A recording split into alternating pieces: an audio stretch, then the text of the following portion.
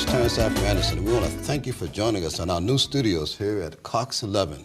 We also appreciate those that hung with us for those 6 or 7 weeks while we were on hiatus. Now we're about to start and do things the way we were doing them originally. We had a special celebration for the first show, but now we're back to our one-on-one interviews. And this evening I have a very special guest, Miss Francine Jennings. How you doing? I'm good. How you doing, Terrance? I'm doing well. Nice seeing you. Good seeing you. It's been a long time. It's been you a moved while. down to Atlanta. You know, we hardly ever see one another. Yeah, but I've seen you on Facebook. How about a Facebook community, right? Yes, absolutely. Yeah, that's a free plug for Facebook. So tell us about you, Francine. I know you fairly well, but our viewers don't know you that well. And you are originally from Richmond? I'm originally from Richmond, Virginia. My dad's from Richmond, and my mom is from Norfolk. And they both went to Virginia Union University, and they met there. So I was born there. Born in Richmond? Yeah. Okay. Yeah. And you lived there for just a short while before you left? You say you Well, lived there? actually, I lived in Norfolk my first 7 years of my life. And then I moved to Richmond because we lived with my grandparents. I see. And then we were in Richmond till I was 16. And then my dad got a promotion and we moved to D.C. To D.C.? To D.C., yes. So I graduated high school in D.C. And my Really? first year of college was at Howard University.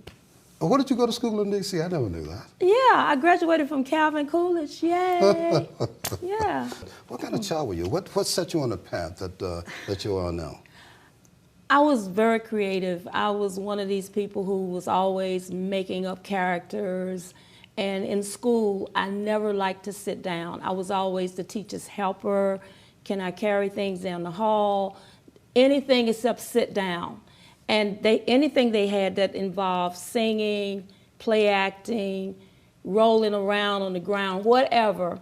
I was just a real kinesthetic child. And I loved being that way. And I was kind of nosy, and I liked to know what everybody was doing, very social, Right. all of those things. Pretty much the same way today. all of that really smacks of an interest in theater. Exactly. You know, being nosy, want to know what people do and so forth, and what motivates people. Exactly. And we are going to talk about what you do in theater because you do a one-woman show on Harriet Tubman, and we're going to put some pictures up and show a little bit of a video. Thank you. But let's go back to the childhood. Now, you studied dance and singing in private schools? Actually, I studied dance. I studied ballet and tap for a while until my parents couldn't afford it anymore. I can appreciate that. Yeah, and then I used to create dances in the neighborhood and, you know, just have kids come over and we would make up dances. Really? Yeah. So you were doing a little bit of choreography? Oh, absolutely. Absolutely. I mean, it just came naturally to me and I loved it. So everybody would come to my house and they say, okay, Francine, what's the dance for the week? And I would just make up a dance. So you were a dance master? I was a dance master. I loved it. And my grandmother used to take me to the beach in different places, and I wanted to be the person in the middle of the circle so I could outdance everybody and get my kudos and stuff. I just loved it. Now, and the beach, was that here in Norfolk, or was that when you were living in Norfolk? Yeah, there was something called Seaview Beach. It was the black beach, right. And they had a dance hall there. They told me, I forbid you to go into that dance hall. Well, that was just like, you know, talking to the wall. Yeah. So I would stay in the dance hall until somebody came and got me and give me a whipping. But I didn't care. I did it again every time, you know? So when was your first appearance on stage? The first time you performed on stage? The first time I appeared on stage, I was 12 years old. And I sang at Vacation Bible School. And they gave me a mic, and I just... And that was it? Yeah. And at the end, you just threw down on the mic, right? Yeah, I mean, I felt comfortable on stage. It felt very natural. Yes. And then, and it was like Sunday school. They wanted somebody to write a play about Jesus. I just said, I'll do it. And how old were you then? I was like 13. Okay. And they said, you write it? I said, yeah, I'll write it. And I'll show everybody what to do. You directed it? I directed it too. I don't know. It was just what happened. You know, that's how I was. The kids that were were they kids that you directed in the? Yeah, they were kids. Okay. How large was the cast? Oh, I think about 30. Are you serious? Yeah. At age 13, you directed 30 I kids? directed 30 kids, and they were very good. So how long did you have to go in therapy after that? Directing 30 kids? Everybody paid attention to me. That's fantastic. Yeah, it was great. Before we move on, let's talk about the influence of your parents. Yeah. You said your mom was an opera singer. Was your father in the arts as well? Or? He wasn't, but there were some uncles who were storytellers. We used to hang out in Church Hill. Okay. And these guys told the best stories. And I used to just like to sit around and listen to the stories. Then they would drink, take a nip here and there. And then spice the story yeah, up. to spice the story yeah. up. And then they would begin singing. Really? And they had great voices. And then they would give me money. The drunker they got, the more money they gave me, and the more they would sing. And then I would begin singing with them. So they gave you money to sing with them? Yeah. Okay. Yeah, it was wonderful. Those were some of my best memories, just, you know. And then sometimes they would dance and they say, come on, little girl, let me show you how to dance. And that was like I was in heaven. So your creative energies were nurtured in your family? Yes, yes. I mean, all kinds of music was played in the house. Jazz, country, classical, blues, everything was coming my way. And my mom sang cantatas and arias. And then my grandmother took me to Pentecostal churches where I heard really good gospel, old time singing. You know, it was fabulous. I had a wonderful childhood with regard to how the arts were poured into my soul. Interesting. Yeah. And again, you integrate arts in education. But I do. let's talk briefly from a cultural perspective. Okay. How important do you think in the African American community are the arts? I've interviewed a number of folks who, you know, their background included music in the house, Sure. included musicians, Exactly. and artists and so forth. And so we're going to take a break now, and after we do this break, we're going to come back and pick up on that topic, because I'd like to get your insight on that. And then Certainly. in the latter segment, we're going to talk about Miss Harriet Tubman. All right. Thank you. You're welcome. Thank you for joining us. Stay with us. We'll be right back.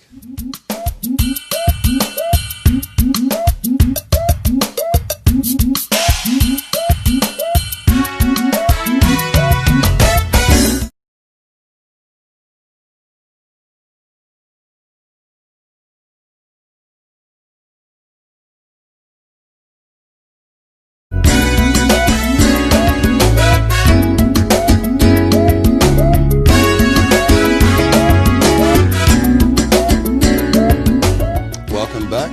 Talking to Miss M. Francine Jennings. That's Dr. M. Francine Jennings. And we're going to talk about your education again a little bit more.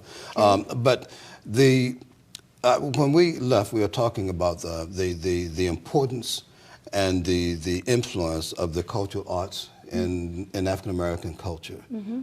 What would you add to that? What would your comment be about that? Well, How important is that? I think we as a people tend to have certain kinds of artistic qualities that just have been passed down through the years.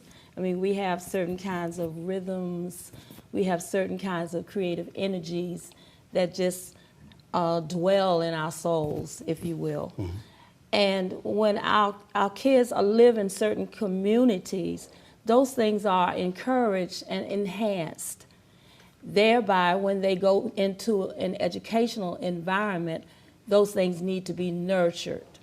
So the arts definitely have a place, a very pertinent place in our educational system, so that our students can make the proper connections to who they are mm-hmm. and what they are used to. We tend not to be very sterile people, you know. Right. Sterile when it comes to creativity. When it comes to creativity, yes, we invite that into our lives, mm-hmm. and some of us, if we don't have that, we almost die. So imagine a kid going into a school where that doesn't exist.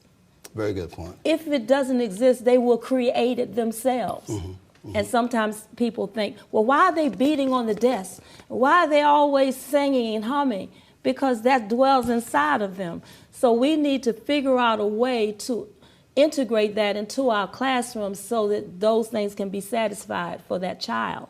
Because they're getting it at home. They're getting it at home. Well, we like to think that they are continuing to get it at home, but we're not sure how much that happens today. Yeah, well, it does much more than you might think. Okay, yeah. That's good. And I think that's the thing. We need to appreciate and really validate the fact that those things do happen on many, many levels.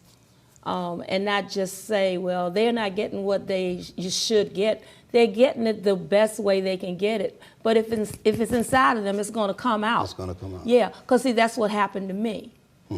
Because I wanted to go to school to be a performing artist. And my mother said, no child of mine, but it came out anyway. Right. You cannot retard that. You can't stop what exists inside of a person, especially a child. It's going to come out.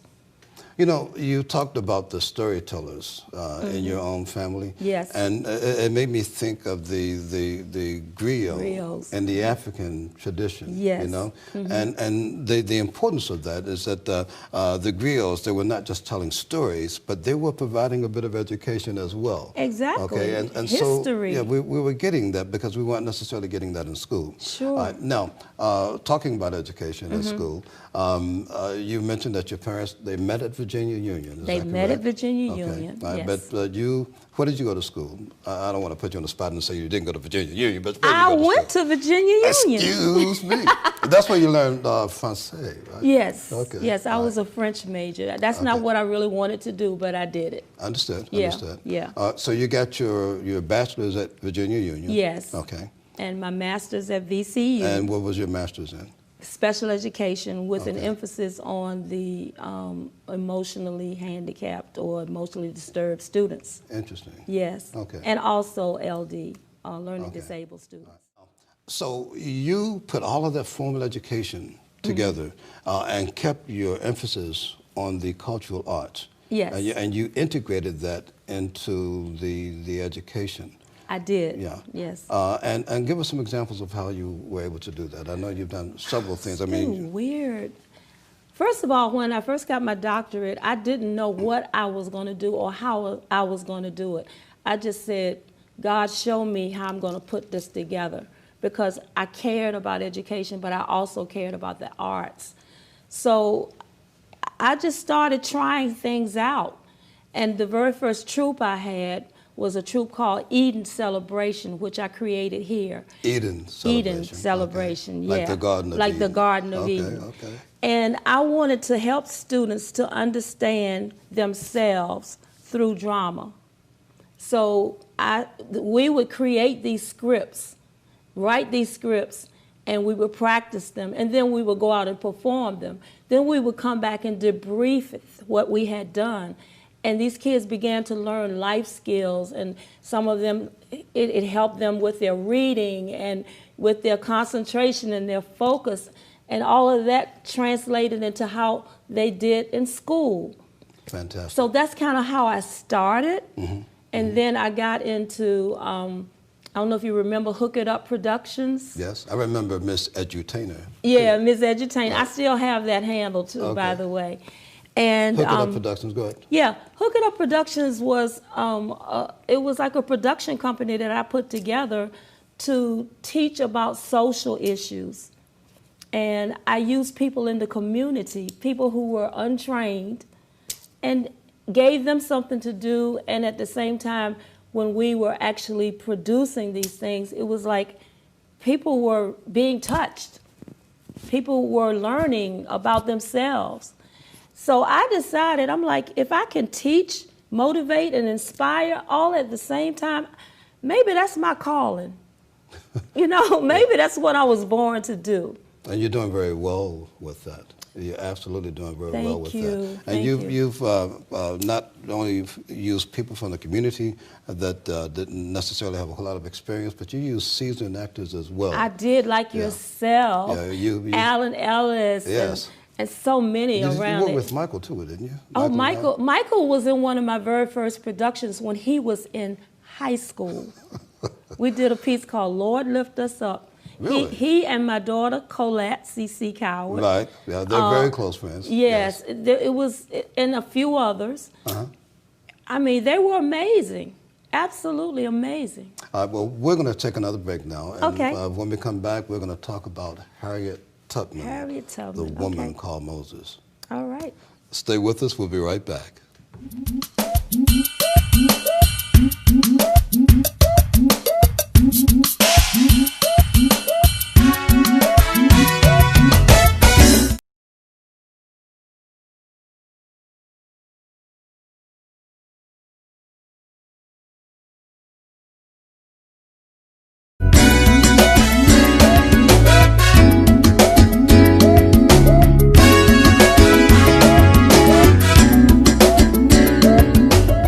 Talking to Dr. M. Francine Jennings, and right now we're about to talk about her portrayal of Harriet Tubman. Why Harriet Tubman? Oh my goodness, why not Harriet Tubman? That's a fair answer. She is such a quintessential woman. I mean, Why do you say that? Tell us about Harriet well, Tubman. we're talking about a multi-dynamic person. I mean, she not only was a conductor on the Underground Railroad, but she had the vision and the foresight to know what she was to become and who she was. Even as a child, she understood that slavery wasn't right. You know, it was something on the inside that gave her that insight. I don't know what it was, but she said it was God. And she was able to actualize things. You know how some people have a dream, but they never do anything about it? Yeah. She did something about it. And I was just amazed at how this woman unlearned a slave, living in a time where women, period, were not respected and not expected to do much of anything. She had the audacity to think that she could be free. I mean, just the thought of it. And like, to take other people on that journey. Yes. That daring, dangerous yes, journey. she's daring, she's bold, she's courageous, but she's also a person. You know, a lot of people don't realize when she first escaped from slavery, she was married. Okay. She was married to a man named John Tubman. That's how she got her last name. I see. Yeah. Okay. And so... What was her maiden name? Do you her know? maiden name was Ross. Okay, yeah, I do. She was born Araminta Ross. Yes. That was her name. Okay. And at the age of 13, she displayed some courageous acts, and she took on her mother's name, which was Harriet. From what I gather about you, and particularly with you being such an adept and keenly interested in human behavior, when you create character, surely you make yourself completely vulnerable, yes, so that you and can transparent. Connect. Right. Yes. Have you ever had a visitation by the spirit of this woman, speaking metaphorically? Yeah. Okay. Sometimes I can't separate myself from her, and I Okay. have to remind myself of who I really am. It's like I'll get up in the morning, I have a picture of her in my bedroom, and I say, okay, Harriet, what would you do today? Or what are you thinking about today? And it's like I'll sit there and wait for her to answer me. And she'll say things like, go do what you do.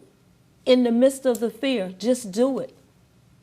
It doesn't matter, just do it. People don't understand, I think, that when you commit to character, the characters that you do, after you have done them for a while, they become like friends. Yes, they become a part of you. Yeah, and they don't necessarily understand that, but I felt that was the experience that you were having. Absolutely. Set it up for us, the piece we're about to take a look at. Okay, one of my daughter's friends asked me to come to a church at this is crazy, 7 o'clock in the morning.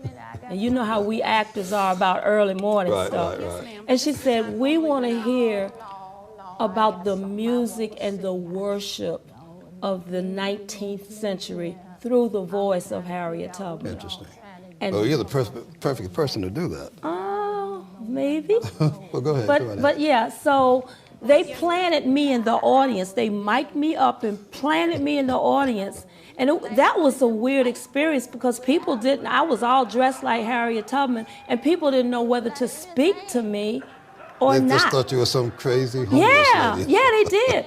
But then when you think about it, I'm in church, you're supposed to speak to me. Yes, even yes. if I am a crazy homeless lady.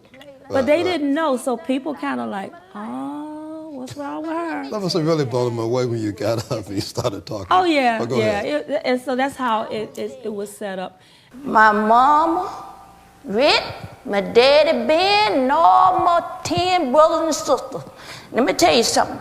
Now, we used to go to the white church because the master made us go there.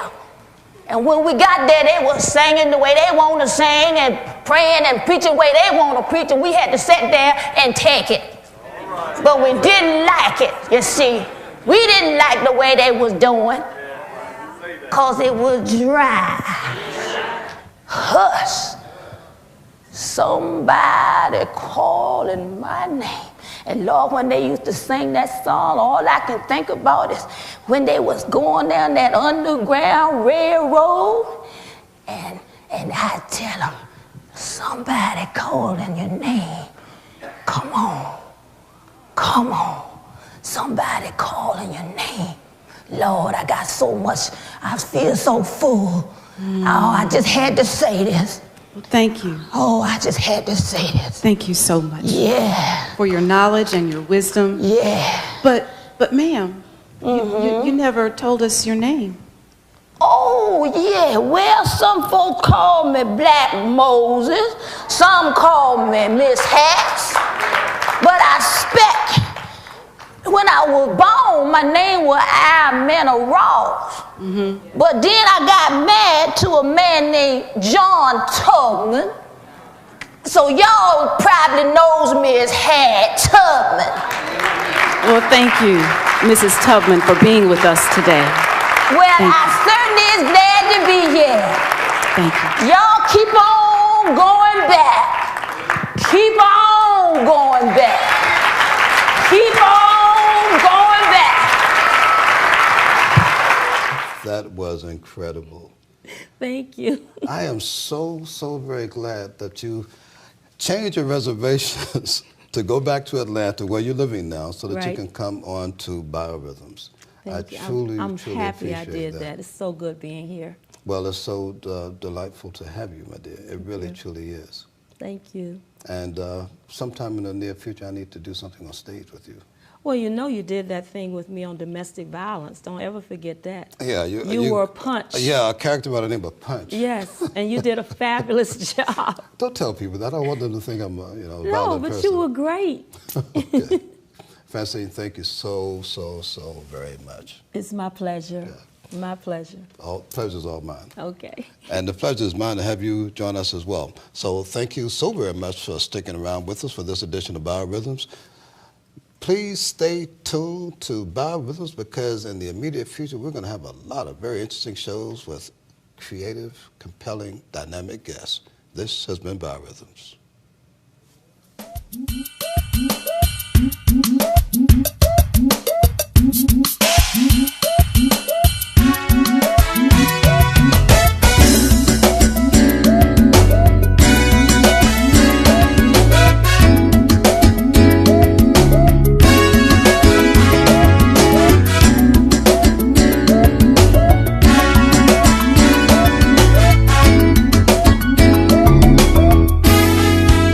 It is not what I